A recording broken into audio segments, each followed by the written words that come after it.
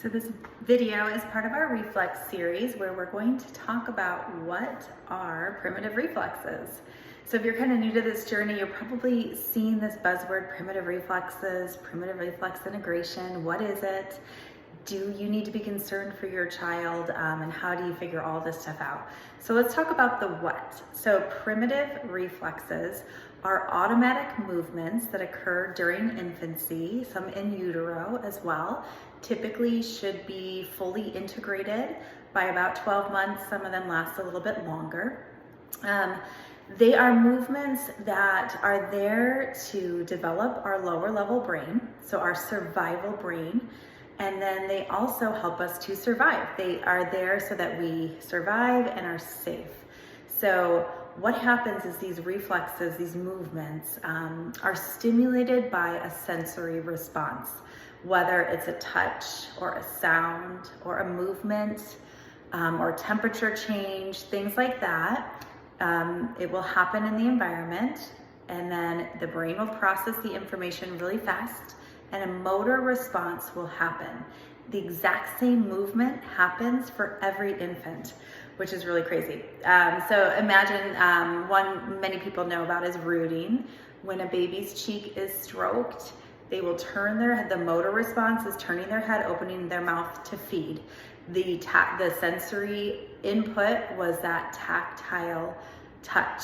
So each reflex has its own sensory stimulation that occurs. It can be multiple sensory stimulations that trigger a reflex. And then once that trigger happens, then an automatic response, the same one, happens for every infant. And what it happens is it repeats itself over and over and over and over. Lots of repetition helps to integrate that reflex and develop into postural reflexes. So that's what happens after infancy. We're about 12, 18 months. We're starting to walk. These postural reflexes then help us to become upright and bipedal. Many postural reflexes then just stay with us for the rest of our life, as well as the primitive reflexes are there forever too. They are just kind of housed and integrated into our lower level brain. So without them being integrated, that lower level brain area does not fully develop. And we need it to develop for the top, our cortical brain, that is our thinking brain that controls our emotions, our thoughts, our behaviors, our digestive system, everything.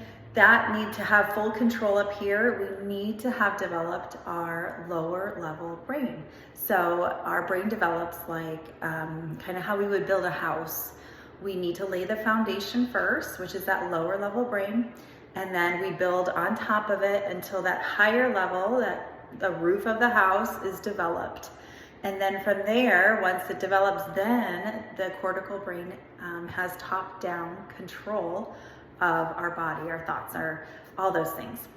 So reflexes, when they integrate, they help us to have independent control of our body. So these automatic movements happen over time during that first year of life.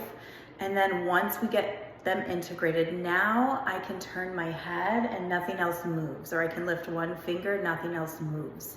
You'll see with kids that have unintegrated reflexes, they have multiple movements with certain as they move their body. So some kids, if they turn their head, their shoulder might turn with them.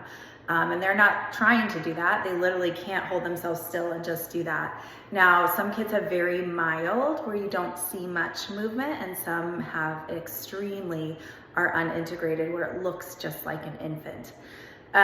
So when these reflexes stay retained, we stay in this lower level survival brain kind of sympathetic tone. So sympathetic tone is this fight or flight part of our nervous system. And then as we develop our reflexes, we get into more of that parasympathetic rest and digest, and then we get a better balance between the two.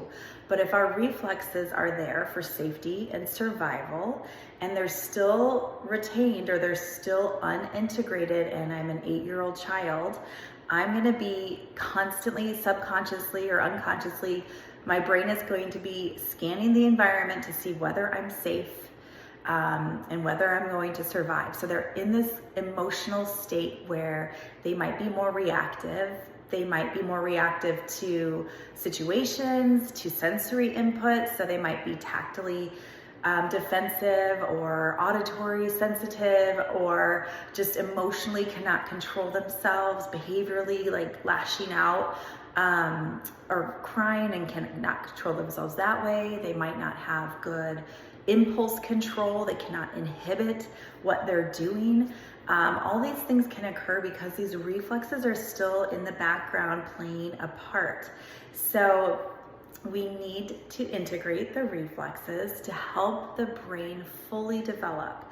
So the child's still, the child's going to continue to develop, but this top-down control has not fully occurred until those lower level areas of the brain are fully developed.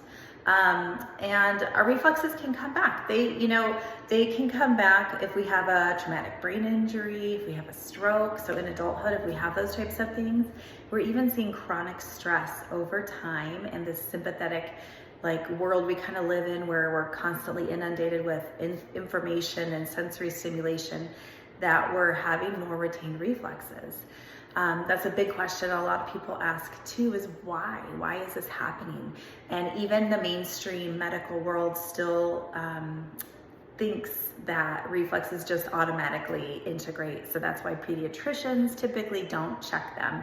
They check more like the knee reflexes and things like that. But research, tons of research. If someone tells you there's no research, do not believe them. There is tons. Just put it into Google and you will find every article about primitive reflexes, or check our website. There is a ton of research on it. But primitive reflexes are more and more being retained, especially with kids that are having learning challenges, motor skill coordination issues, behavior challenges, sensory issues. Number one, sensory is related to the reflexes, so that's why they go hand in hand. So that's kind of the basic foundation of what primitive reflexes are. They are the foundation of our nervous system. They are automatic movements that work on this arc: sensory input in, motor output out, and they help to develop the rest of the brain. So they are super important for having full top-down control, cortical control of your brain and your body. And from here on, if you have any questions, please put them into the chat here. And tomorrow we're going to talk more about some of the symptoms you might see with reflexes. We'll talk a little more about how we go about integrating the reflexes, and I'll be answering questions as we go for the rest of the week. Thanks.